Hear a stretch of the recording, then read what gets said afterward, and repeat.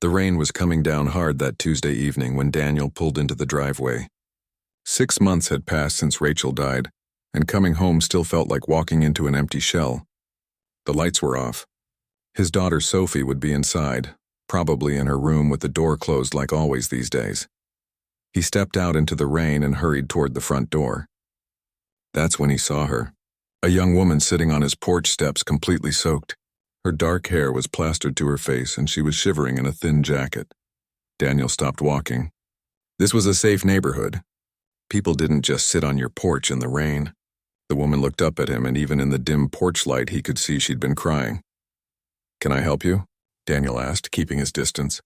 His hand moved toward his phone in his pocket. The woman stood up slowly, water dripping from her clothes onto the wooden porch.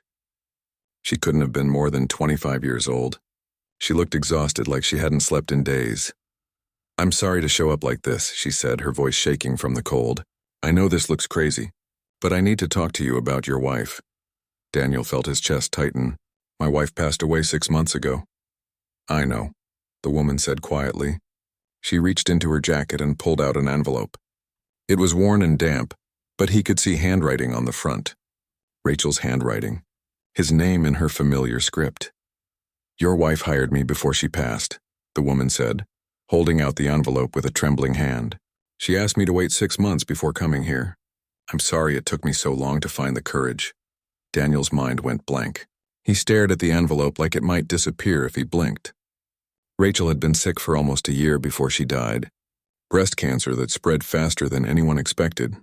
Those last few months were a blur of hospital visits, treatments that didn't work, and late-night conversations about what would happen after she was gone. But she'd never mentioned hiring anyone. "Never said a word about this. Who are you?" he managed to ask.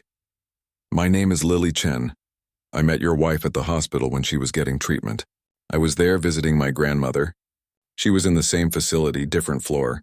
Your wife saw me in the children's ward one day. I used to volunteer there, reading to the kids, playing with them. We started talking." Daniel looked at her more carefully now. She seemed honest, but he'd learned to be careful. When someone dies and leaves money behind, people come out of nowhere with stories. "I don't understand," he said. "Hired you for what?" Lily's eyes filled with tears.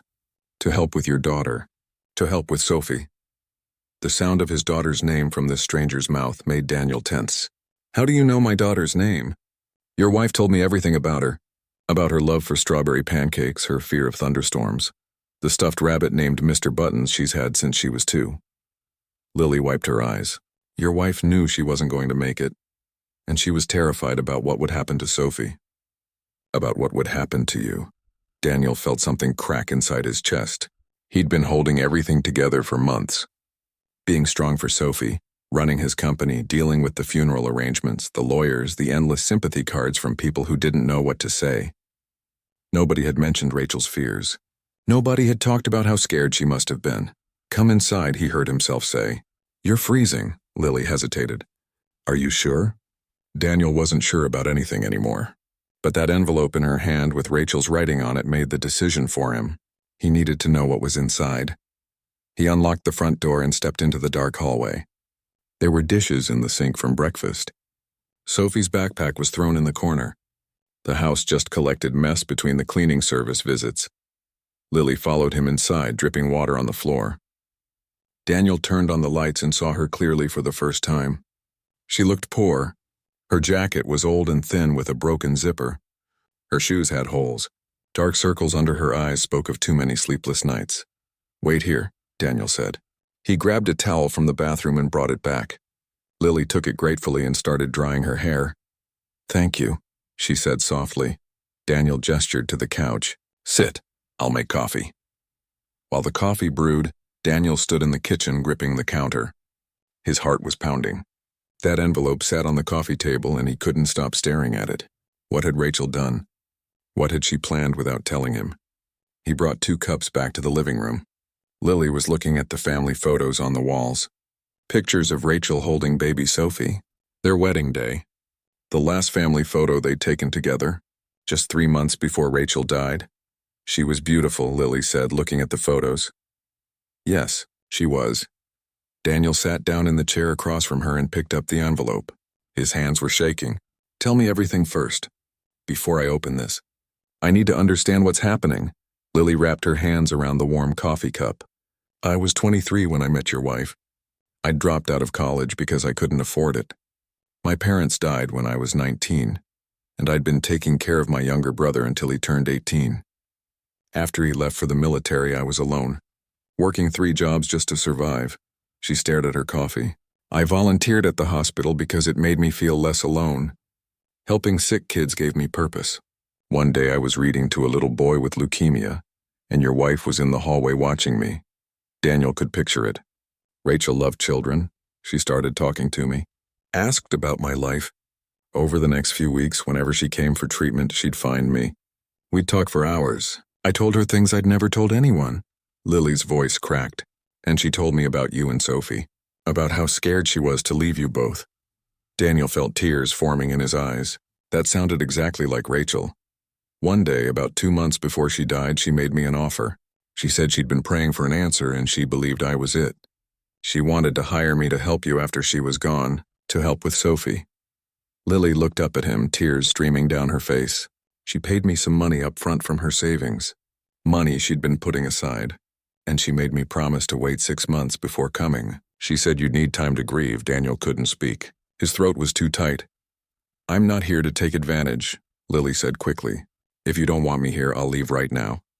But I made a promise to your wife. She believed in me when nobody else did." Before Daniel could respond, he heard a small voice from the stairs. "Daddy?"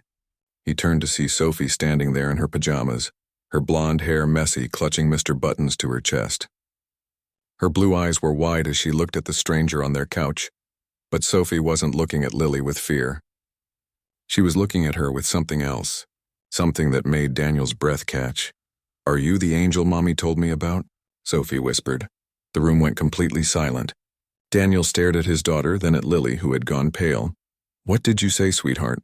Daniel asked. Sophie came down the stairs slowly, never taking her eyes off Lily. "Before Mommy went to heaven, she told me an angel would come to help us.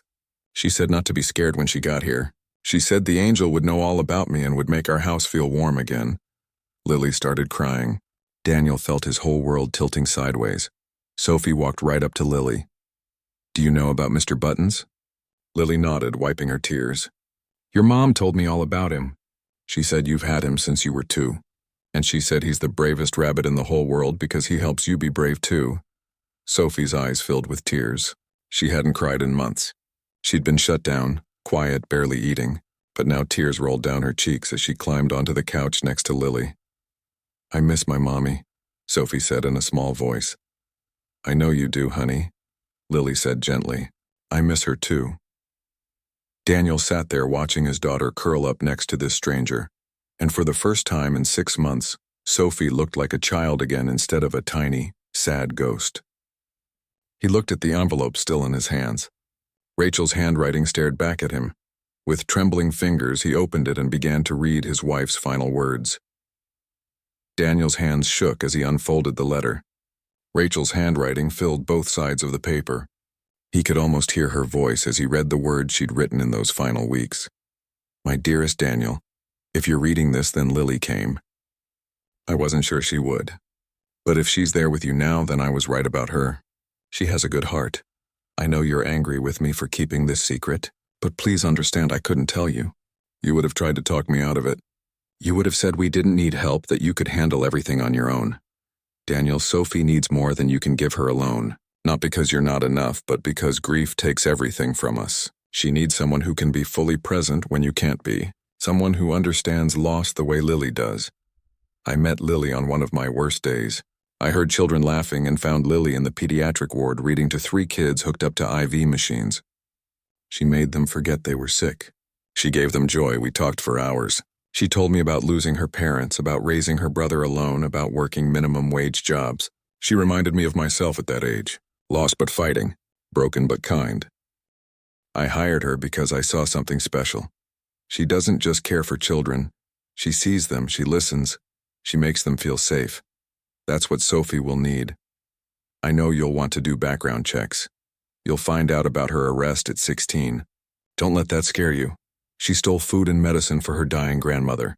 The judge dropped the charges. She's not a criminal. She's a survivor. I've left money to pay her salary for the first year. After that, I trust you'll keep her on if things work out. If not, let her go with kindness. But give her a real chance first. There's something else. Daniel, I don't want you to spend the rest of your life alone. Sophie needs a father who's alive, not a ghost walking through life. I chose Lily for Sophie, yes. But I also chose her for you. I'm not asking you to fall in love with her. I'm just asking you to be open to the possibility that someday you might find a friend in her. Maybe more, maybe not. Please don't cry too hard. You know I hate it when you cry. Just promise me you'll try. Promise me you'll let Lily help.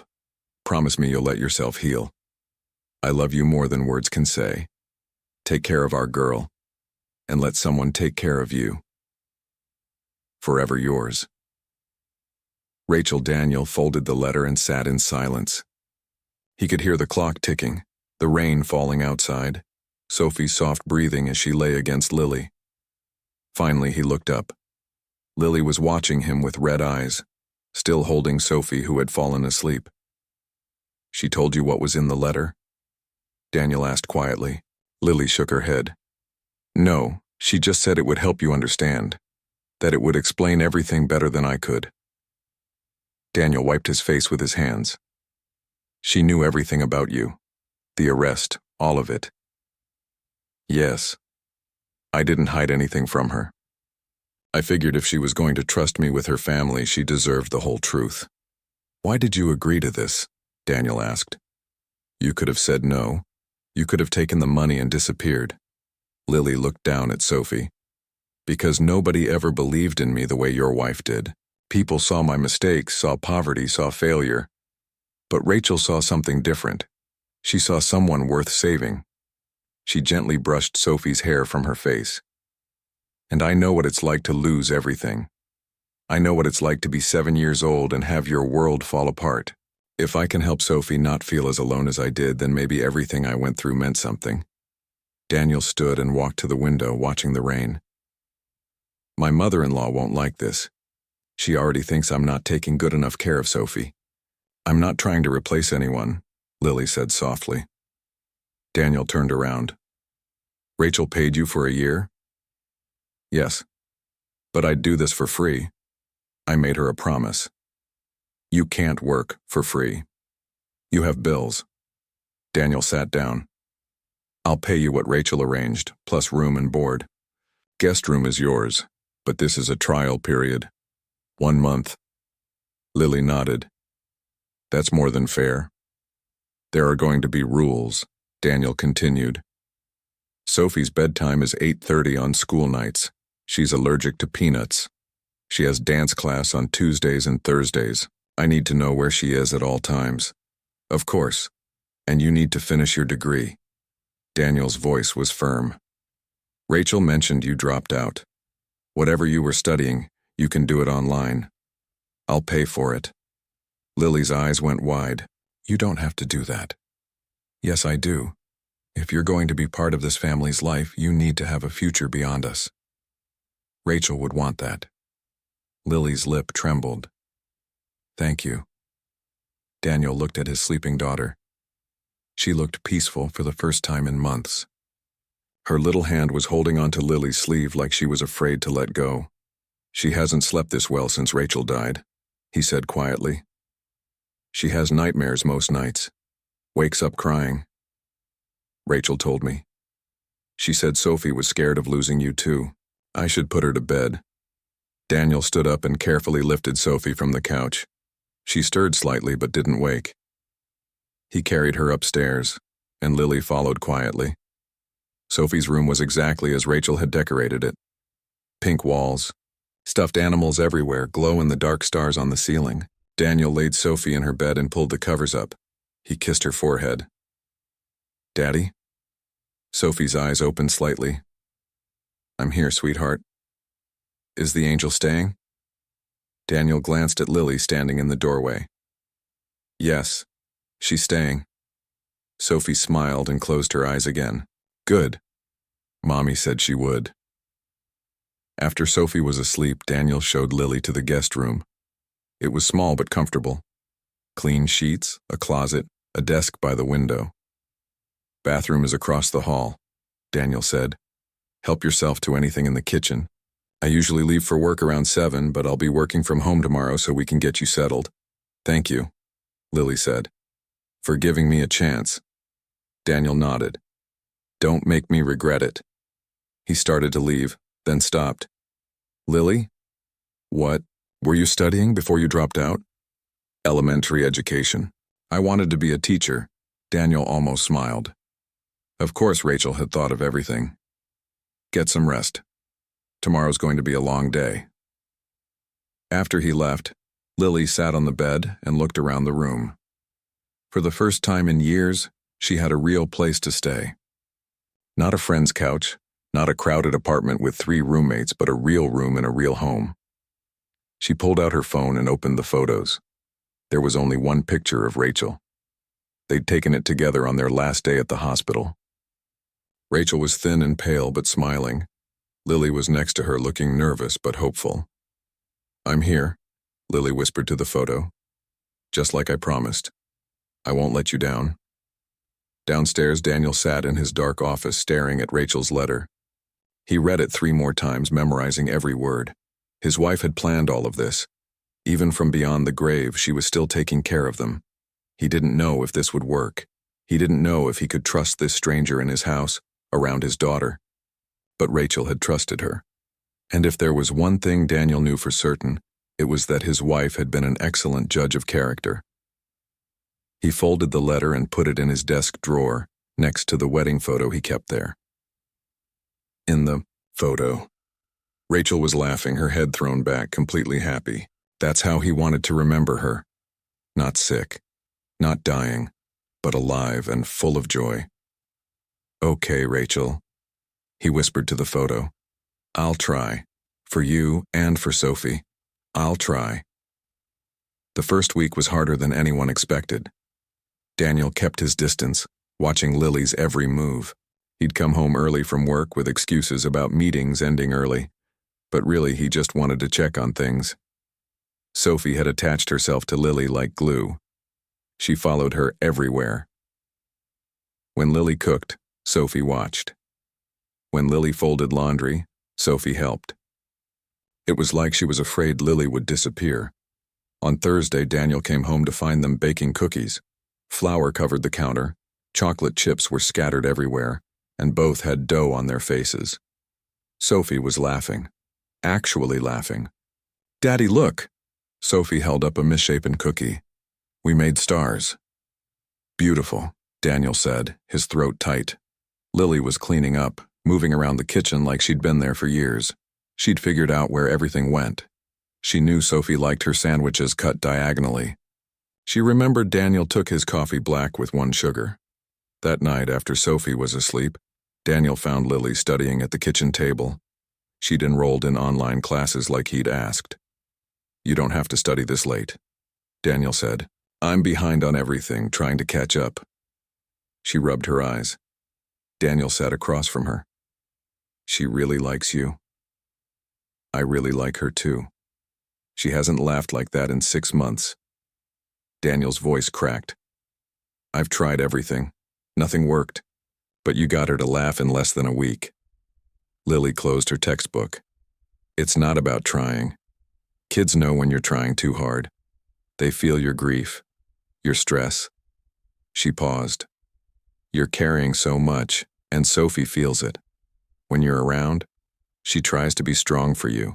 Daniel didn't know whether to be grateful or hurt. So I make her sad? No, you make her worried. She's terrified of losing you too. Every time you look tired, she panics.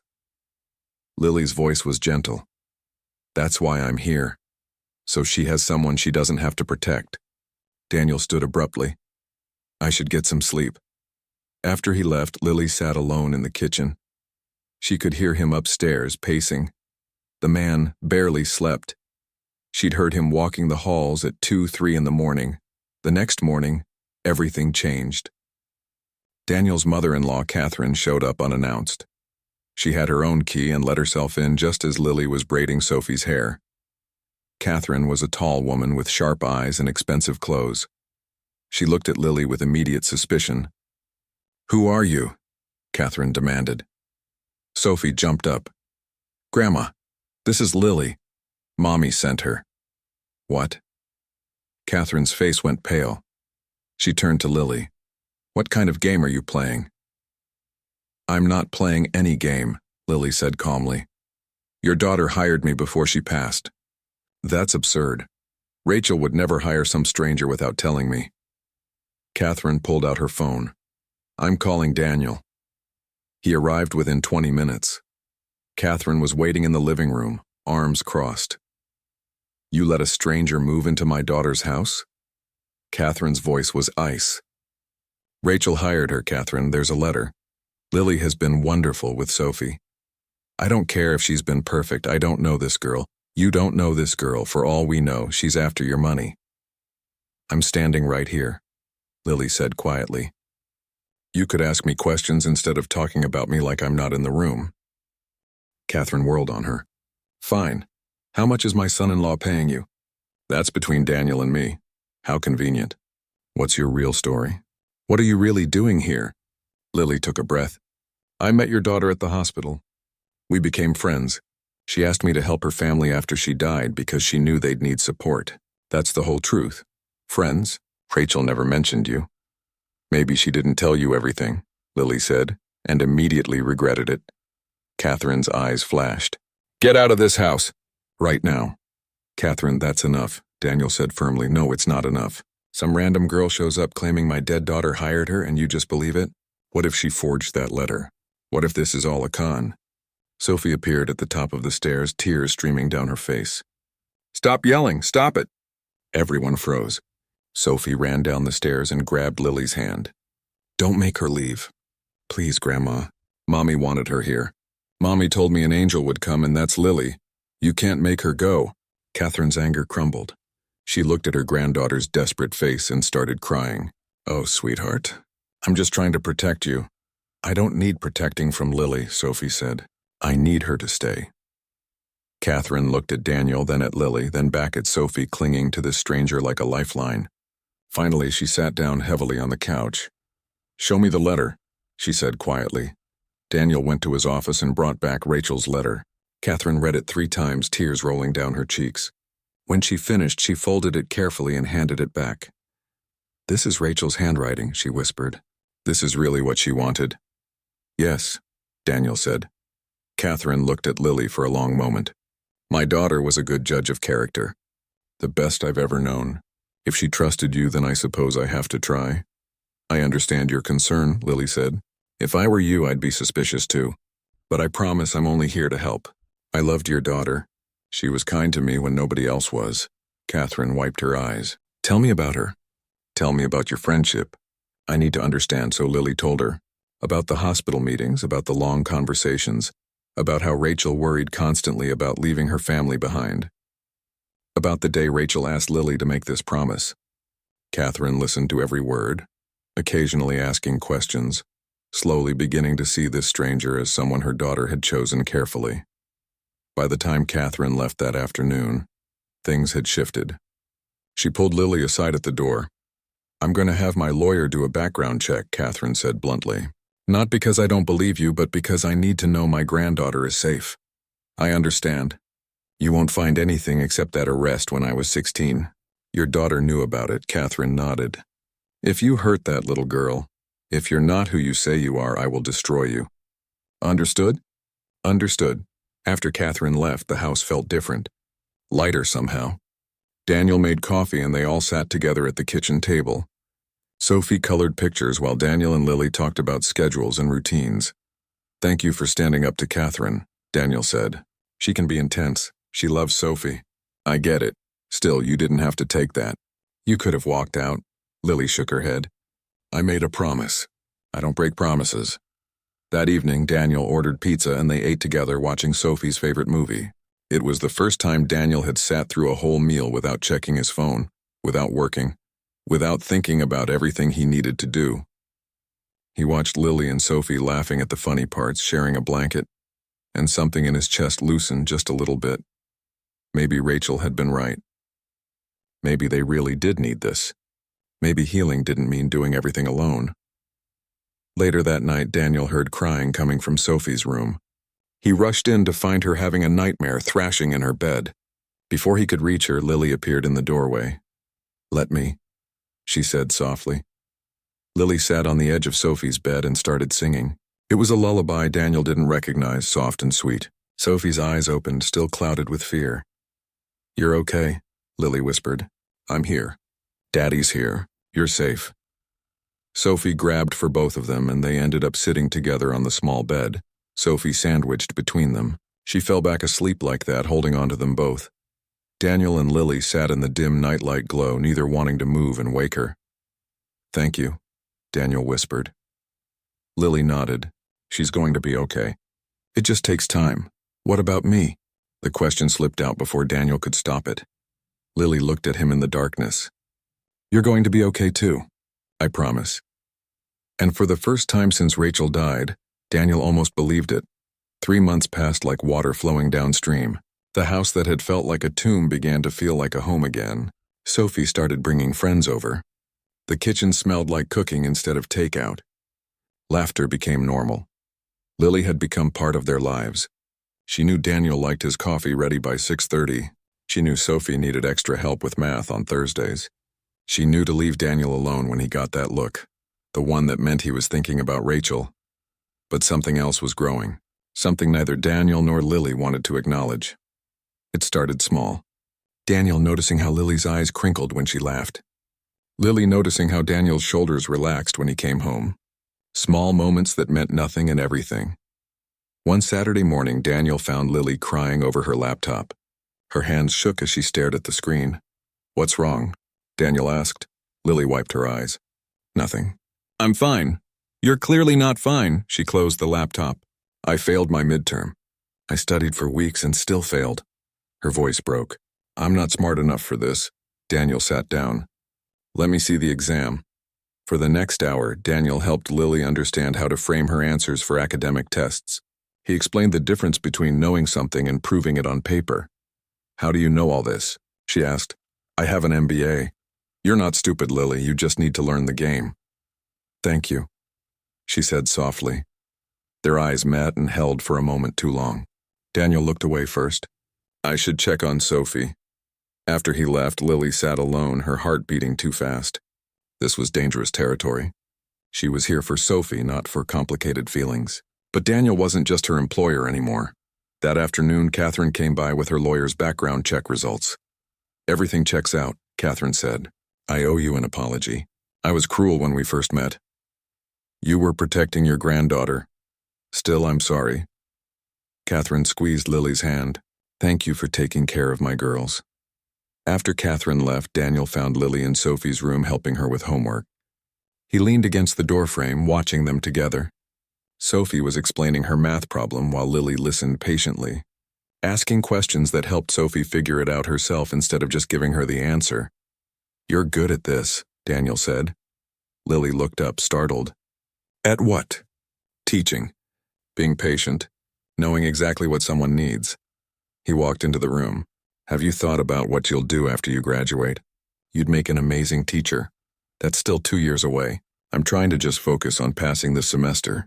You'll pass. I'll help you." Daniel sat on the edge of Sophie's bed. "What do you want, Lily?" "Long term. What's your dream?" No one had ever asked her that before. Lily thought about it carefully. "I want to matter. I want to do something that makes a difference. All my life I've just been surviving. I want to live for something bigger." "You already do," Sophie said, looking up from her homework. "You matter to us." Lily's eyes filled with tears. Sophie crawled into her lap and hugged her tight. Daniel watched them, his own throat tight with emotion. That night, after Sophie was asleep, Daniel and Lily sat on the back porch with coffee. They'd fallen into this habit over the past few weeks. "Can I ask you something?" Daniel said finally. "Sure. Do you ever regret saying yes to Rachel?" Lily thought about it. "No, never. This has been the best 3 months of my life." "Why would I regret that?" "Because it's temporary. The year will be up eventually. Is that what you want? For me to leave?" Daniel stared out at the dark yard. "I don't know what I want anymore. Everything's confusing. What do you mean? He turned to look at her. You know what I mean, Lily. The air between them felt electric. Daniel, we can't, I know. He ran his hands through his hair. It's too soon. You work for me. There are 1,000 reasons why this is wrong, but, Lily whispered, but I think about you all the time. I come home early just to see you, and I hate myself for it because Rachel's barely been gone. Lily moved closer. There's no timeline for grief. Everyone heals differently. She put her hand over his. I think about you too, and I feel guilty every time. But maybe that guilt means we're still honoring Rachel's memory while trying to move forward. Daniel looked down at their hands touching. This is so complicated. Everything about this is complicated. But Sophie's happy. You're sleeping better. Maybe complicated is okay. What do we do? Daniel asked. Nothing, not yet. We keep taking care of Sophie. Being there for each other. And maybe someday we figure out what this is. Lily squeezed his hand. But right now we just need to be patient. They sat together until the coffee grew cold, neither wanting to move. Inside, Sophie woke from a nightmare and called out. They both went to her together, sitting on either side of her bed. As they walked to their rooms afterward, their hands brushed in the hallway. Good night, Lily, Daniel whispered. Good night. The next few weeks were harder. Now that they'd acknowledged their feelings, everything felt charged. Every touch, every glance, every moment alone together. Catherine noticed during one of her visits. She pulled Lily aside. Something's different, Catherine said, between you and Daniel. You care about him. Lily couldn't lie. Yes, Rachel would be happy about this. She wouldn't want him alone forever. And she chose you specifically. Catherine touched Lily's shoulder. But be careful. Sophie comes first. If this ends badly, she's the one who'll be hurt most. I know. That's why we're not acting on anything. Yet, Catherine said with a small smile. That night, Daniel asked Lily to talk after Sophie went to bed. They sat in his office, the door open, everything proper. But his words were anything but casual. I called Rachel's therapist today, Daniel said, the one she saw during her treatment. I asked about grief and moving forward. What did she say? She said Rachel talked about you in their sessions, about her plan, about hoping we'd find comfort in each other. The therapist said Rachel specifically told her she wanted me to be happy again, even if it meant falling in love with someone else. Lily's breath caught. She really planned all of this, down to the smallest detail. Daniel looked at Lily with intensity. But I need to know something. Are you here because Rachel asked you to be, or because you want to be? Both. It started as a promise. But now, Lily's voice trembled. Now I can't imagine being anywhere else. You and Sophie, you're my family. And what am I to you? Really? This was the moment of truth. She could lie, keep things simple, or be honest and change everything. You're everything I didn't know I needed, she said finally. And that terrifies me. Daniel stood and crossed to her. He didn't touch her, but he stood close enough that she could feel his warmth. It terrifies me too. But maybe that means it's real. They stood there for a long moment, not moving, barely breathing. The space between them felt alive with possibility. Daniel's hand lifted slightly as if he might reach for her, then dropped back to his side. They both knew that once they crossed this line, everything would change. Then Sophie called out for water, breaking the spell. They stepped apart, the moment passing but not forgotten. As Lily went to help Sophie, she realized they'd crossed a line tonight. There was no going back to just employer and employee. No pretending this was simply about caring for a child. Something deeper had taken root, and whether they were ready or not, it was growing. Later, lying in her bed, Lily stared at the ceiling. She thought about Rachel, about the letter, about how this woman she'd barely known had somehow seen all of this coming. Rachel had given her more than a job. She'd given her a family, a purpose, and maybe even a chance at love. Thank you, Lily whispered into the darkness. I promise I'll take care of them. I promise I'll make you proud.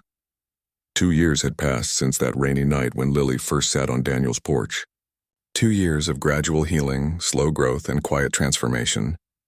Sophie was 9 now, thriving in school, surrounded by friends.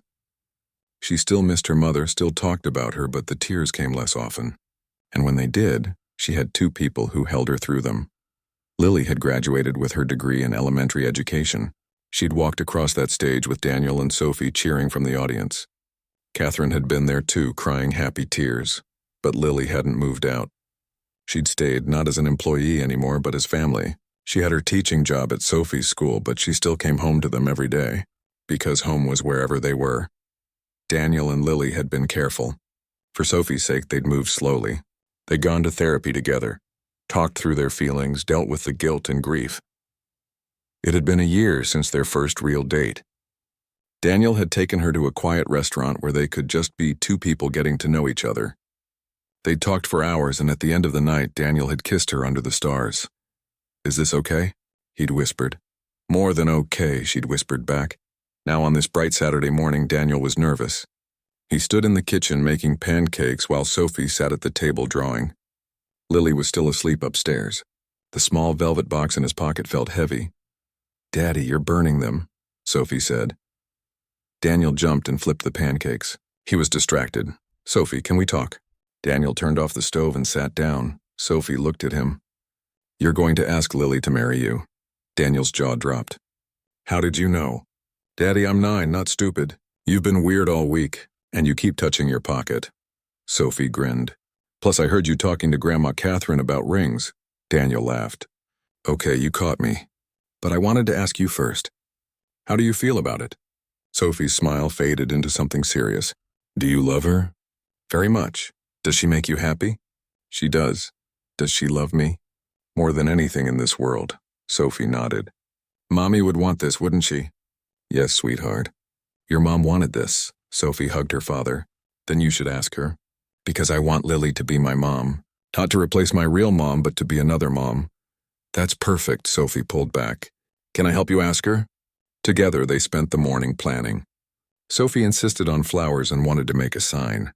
She wanted to be there when Daniel proposed. That afternoon, when Lily woke up, they told her they had a surprise. They blindfolded her and led her to the backyard. "Okay, you can look," Sophie said, excited. Lily pulled off the blindfold and gasped. The garden was full of flowers. In the middle stood a sign Sophie had made. "Will you be our family forever?" Lily turned to find Daniel on one knee, Sophie beside him. "Lily," Daniel began, his voice shaking. "2 years ago you showed up with a letter from my dying wife. You became everything we needed. You brought light back into this house. You gave Sophie her childhood back. You gave me a reason to keep living." Tears streamed down Lily's face. "Rachel knew what she was doing," Daniel continued. "She gave us you. Now I'm asking, will you stay forever? Will you officially be Sophie's mom and my wife?" He opened the box, revealing a ring.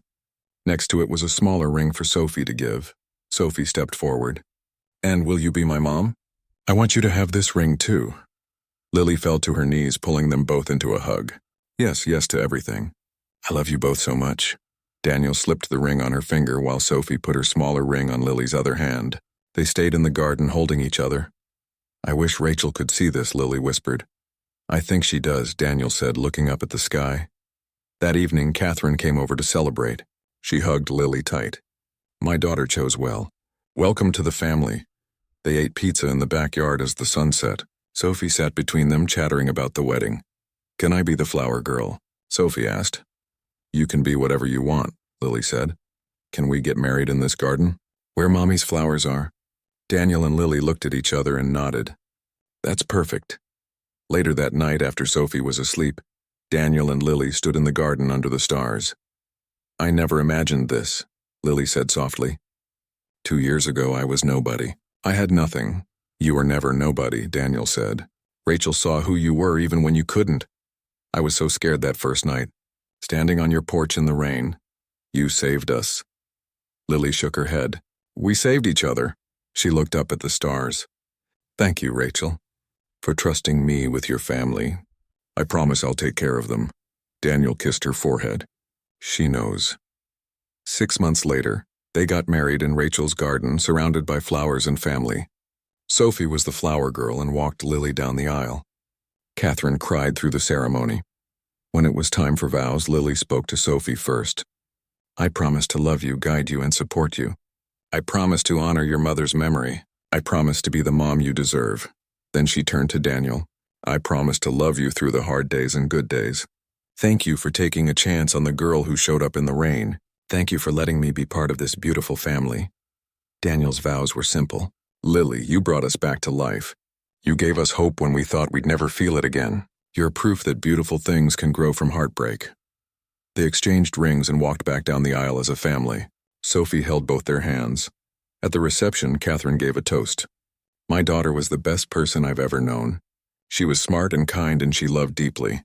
The hardest part of losing her was knowing that Daniel and Sophie would have to face life without her. But Rachel, in her infinite wisdom, made sure they wouldn't be alone. She sent us Lily. Catherine raised her glass. To Rachel, who loved so well she planned for it even after she was gone. To Daniel, who had the courage to love again. To Sophie, who opened her heart to someone new. And to Lily, who proved that angels do exist.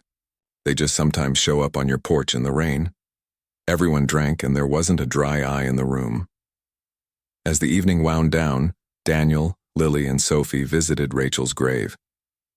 They'd brought her a bouquet of flowers from the garden where they'd just gotten married. Sophie placed the flowers gently on the headstone. Hi, Mommy. We got married today. It was beautiful. I think you would have loved it. And don't worry, I still remember you. I talk about you all the time. Lily makes sure I never forget. Daniel knelt down and touched the stone. Thank you, Rachel, for everything. For Lily, for your amazing plan, for loving us enough to make sure we'd be okay. Lily was the last to speak. She placed her hand on the headstone right next to Rachel's name. I'll take care of them, I promise, and I'll make sure Sophie grows up knowing how much you loved her, how much you sacrificed, how much you planned to make sure she'd have everything she needed. You gave me more than a job, Rachel. You gave me a life. Thank you. As they walked back to the car, Sophie in the middle holding both their hands, a soft breeze rustled through the trees. It felt like a gentle touch, a whisper of approval, a mother's blessing from beyond. They drove home together, to the house that had once been so full of grief but was now overflowing with love. A family not bound by blood alone but by choice, by sacrifice, by a dying woman's final gift, and by the courage to believe that broken hearts could heal and love could bloom again in the most unexpected ways.